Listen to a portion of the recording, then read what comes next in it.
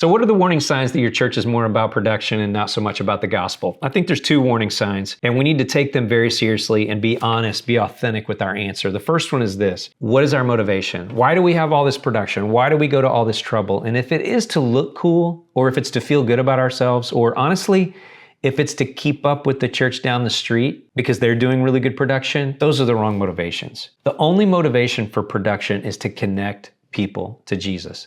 That's it. There's no other reason to have it. If our production does not support that mission of going to God and taking other people with us to God, then it doesn't fit. Okay, the second way that we know production is taking the place of the gospel is if we have a trust in the production itself. So what do I mean by that? Well, I mean that, on a Sunday, we think that it's the song that's going to touch somebody, or we think it's the lighting movement that's going to touch somebody, or we think it's the video that's going to touch somebody, or whatever. No, it's God. It's actually the Holy Spirit of God touching someone's life. That's going to change things. I've been through this.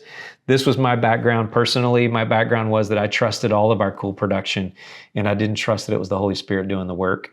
And coming out of that has been a challenge, been a long journey. But listen, if your motivation is anything but to connect people with Jesus, and if your belief is in the production and not in the Spirit, those are warning signs that production's out of place.